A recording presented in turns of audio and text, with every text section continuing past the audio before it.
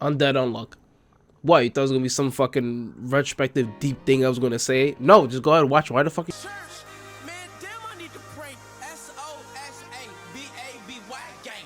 honestly wild to me how much potential Undead Unluck shows with the two characters, Fuko and Andy. But before getting ahead of myself, let me at least get into the story of Undead Unluck, with the story starting off with Fuko and her wanting to jump off like a bridge into an oncoming train because she doesn't want to be around anymore. She wants to, you know, kick the bucket.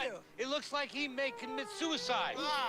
Suicide is badass. Because she has unlocked powers where she's had a terrible shitty life. She can't even have a good romance, and she's sort of almost addicted to romance and mangas because of that, as well as she also indirectly killed her parents. And right when she's about to jump off, there's a guy called Andy who's like undead Andy, where he is semi like a zombie where he can't really die. He has like some of these sort of abilities where he can use them to a certain degree, as well as he's been alive for a really long time, and he himself wants to die as well. So he wants to die. He finds out that Fuko has this power that can obviously potentially kill him, and he wants to see if this will potentially help him kick the bucket. But that's all I have to talk about when it comes to the story so far. But going back to this first episode, does such a great job showing you so many things with Undead Unluck.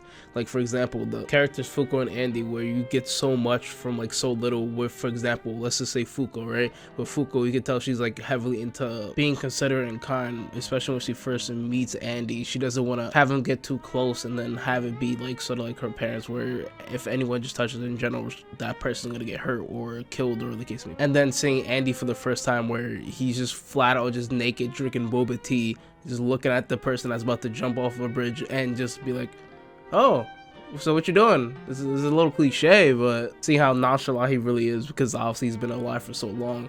And I sort of really asked to the show as well, because it feels like it can get serious at times, where it talks about someone's backstory, how tragic or sad it could be, and then it just goes to like a full-out comedy where it'll have like a full-on naked man just like swinging around this chick off a building, or him just like getting splattered off a comedic effect of like bananas dropping out of a plane. Also, like how deceiving looks can really be, like for example with Andy, where he seems like pretty rash and like and all over the place, and sometimes can even come out as arrogant.